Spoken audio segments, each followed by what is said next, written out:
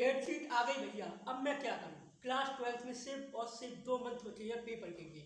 आप लोगों की डेट शीट आ गई है। अब मेरे बच्चों का मूड खराब होने लगा कि भैया अब मैं क्या करूँ, कुछ समझ नहीं आ रहा। मेरा तो भी सिलेबस भी पूरा नहीं हो पाया, मेरा फिजिक्स में कुछ छूट गया, मेरा केमिस्ट्री में कुछ छूट गया, मैथ में न्यूमेरिकल्स नहीं बन रही है, फिजिक्स में न्यूमेरिकल्स नहीं बन रही है, बायो में कंसेप्ट क्लियर नहीं हुई है। भैया मैं क्या करूँ? मेरा तो माइंड बहुत ही ज़्यादा डिस्टर्ब हो रहा है। तो बेटा आप लोगों के लिए एक सफिशियंट सॉल्यूशन मैं यहाँ पे लेके आया हूँ, जिससे कि आप बेटर स्कोर लास्ट 2 मंथ में अच्छे से पढ़ेंगे और कर सकेंगे। 90 से 95% टाइल स्कोर आप कर सकेंगे। तो बच्चों क्या करना है आप लोगों को? मेरी बताई हुई बातों को फॉलो करना। भाई बताऊंगा मैं तुम्हें सिर्फ रिगड़ना है, तुम्हें रिगड़ना है 2 महीने तक अपने आप को रिगड़ना है। मेरी बताई हुई बातों को फॉलो करना है। मैं बताऊंगा तुम रिगड़ोगे, मैं बताऊंगा तुम रिगड़ोगे, तभी हम दोनों लोग मिलकर 2 मंथ में एक अच्छा स्कोर बेटर स्कोर कर सकेंगे, जिससे कि आपकी क्लास 12 की जो परसेंटेज है, जो स्कोर है, वो अच्छे से एकदम बेस्ट हो जाए, बूस्ट हो जाए। तो इसके लिए चलो स्टार्ट करते हैं। आपके पास बेटा 4 सब्जेक्ट है, कौन कौन से? मैथ, फिजिक्स, केमिस्ट्री, बायो और इंग्लिश। अब आपको इसमें क्या क्या करना है, तो सब्जेक्ट बाई सब्जेक्ट में आपको प्लान बताऊंगा। ऐसा प्लान आज तक आप लोगों को किसी ने नहीं बताया होगा, ये बात डायरी में नोट कर लो। ऐसा प्लान आपको किसी ने नहीं बताया होगा। इन बातों को आप स्लोली फॉलो करो और अपना बेटर स्कोर पाओ। मैं आपसे फिर कह रहा हूँ, आपको रगड़ना पड़ेगा। मैं बताऊंगा, रगड़ोगे, वादा करो, रगड़ोगे, ठीक है। तो स्टार्ट करते हैं। सबसे पहले हम बात करते हैं फिजिक्स की। फिजिक्स में हमें क्या करना है? फिजिक्स में आपने कुछ किया है नहीं किया है कोई फर्क नहीं पड़ता। अभी 2 मंथ बहुत है, सफिशिएंट है फिजिक्स में अच्छा स्कोर करने के लिए। तो आपको क्या करना है? फिजिक्स में सबसे पहले आपको देखना है कि आपका सिलेबस कितना हो चुका है। सिलेबस होने तो कॉलेज जाओ, स्कूल जाओ, सब कुछ जाओ, कोई फर्क नहीं पड़ता, ठीक है बेटा। अब फिजिक्स में सबसे पहले आपको क्या करना है? अपने एक चार्ट बनाना है फिजिक्स का, जिसमें सारे फॉर्मूला लिखने हैं, जिसमें सारे फॉर्मूला लिख लेने हैं फिजिक्स में। फिजिक्स में क्लास 12 में जितने भी फॉर्मूले हैं वो एक चार्ट पे लिखने हैं। उन फॉर्मूला को याद कर लो, रट्टा याद कर लो उन फॉर्मूला को, ठीक है। उन फॉर्मूला को याद करने के बाद आपको क्या करना है? जितने भी डेरिवेशन है फिजिक्स में, जितने भी डेरिवेशन है,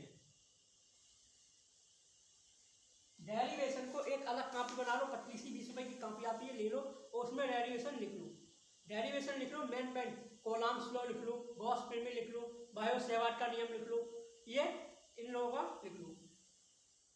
डेरिवेशन को लर्न कर लो, बीमारी खत्म। क्या समझ में आया, क्या समझ में आया, नो रखे, सिर्फ और सिर्फ लर्न कर लो। डेरिवेशन लर्न कर लिया, एनसीईआरटी फॉर्मूला चार्ट बना लिया। अब आपको क्या करना है? नोट्स पढ़ोगे सिर्फ और फॉर्मूला याद करोगे। फॉर्मूला याद करने के बाद डेरिवेशन याद कर लो, बीमारी खत्म। यहीं से पेपर आता है भाई। डेरिवेशन याद कर लिया, अब टॉपिक उठाओ, चैप्टर उठाओ, चैप्टर का पीछे की बैक एक्सरसाइज लो और बैक एक्सरसाइज में से क्वेश्चन करना शुरू कर दो। भाई हर चैप्टर की, क्लास 12 की फिजिक्स के हर चैप्टर की बैक एक्सरसाइज कंप्लीट कर डालो।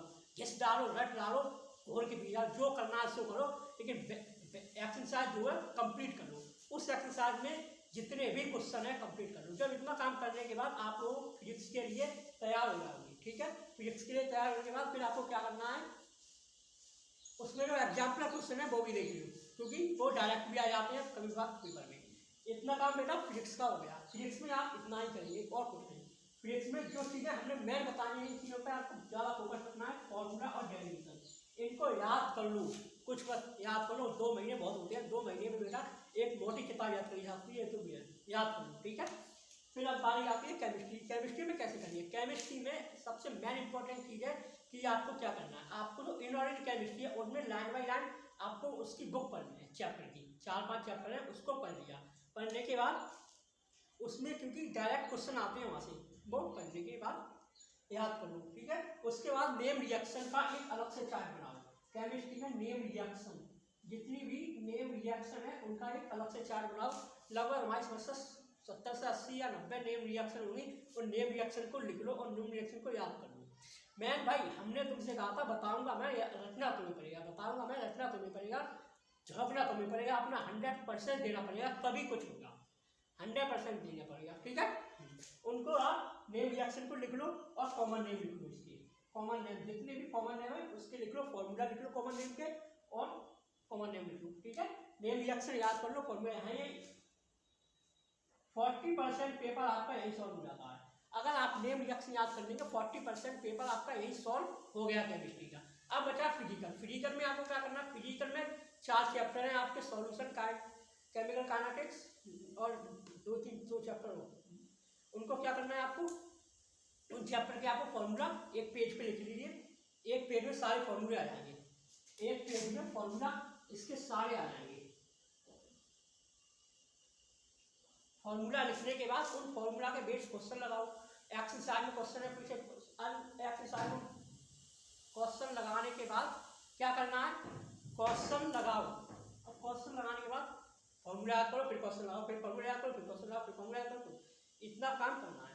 इतना काम करने के बाद अब आती है मैथ की बात। मैथ में आपको भाई साहब, मैथ में आपको सब कुछ एक्सरसाइज एक बार फिर से कंप्लीट कर लो, एक्सरसाइज पूरी मैथ की एक बार लगा लो, फॉर्मूला याद करो, उसके भी एक्सरसाइज लगाओ। इतना काम करने के बाद बायो में इसको मैथ का हो गया। अब बायो में आपको क्या करना है, बायो के बच्चे जो हैं उनके लिए मैं एक अलग से वीडियो बनाऊंगा, बायो में उनके वहाँ पे बायो आप देखेंगे, ठीक है। तो बायो वहाँ पे स्किप कर देते हैं, स्किप कर देते हैं बायो यहाँ पे। अब इंग्लिश में आपको चैप्टर पढ़नी है, उसको समझना है और उसको करना है। इंग्लिश तो आप जो है पेपर से 10 या 15 दिन पहले भी पढ़ के कवर अप करोगे। 3 चीज़ आपको ज़्यादा फोकस करना है, केमिस्ट्री, फिजिक्स, मैथ। बायो की अलग से वीडियो बनाओ, ठीक है। अब इतना काम करने के बाद आपको एक काम करना है, जब इतना काम कर लो, तीनों चीज़ों के, फिजिक्स के, केमिस्ट्री का, मैथ का, आपको अनसॉल्व पेपर लेना। अब अनसॉल्व पेपर लाने से पहले एक बात है कि आपको जो कॉलेज में मॉक टेस्ट हो रहे हैं कॉलेज में, वो आप लगातार देते रहिए, उनसे कोई फर्क नहीं पड़ता, क्योंकि टेस्ट से आपका कॉन्फिडेंस इतना ही बूस्ट रहेगा, ठीक है। टेस्ट लेने के बाद ये आपको क्या, अब आपको अनसॉल्व पेपर लेने हैं तीनों की, फिजिक्स के, केमिस्ट्री के, मैथ के। अनसॉल्व पेपर लेने के बाद आपको क्या करना है, उन अनसॉल्व पेपर को लगाना, क्योंकि आपको पता भी तो चले बोर्ड में एग्जाम में हमारे क्वेश्चन कैसे आते हैं। उन अनसॉल्व पेपर से जो पिछली बैक पेपर है वो आते हैं, उनको आप लगाना है, उनसे आपको पता चलेगा, आइडिया आएगा कि कैसा पेपर आता है। तो अनसॉल्व पेपर आपको तीनों के लगाने हैं, 3 अनसॉल्व पेपर लगा लो। अनसॉल्व पेपर लगाने के बाद आप भाई, इतना करने के बाद मैं आपको प्रॉमिस करता हूँ, दावा के साथ कर सकता हूँ, आप 90% स्कोर क्लास 12 में कर जाओगे।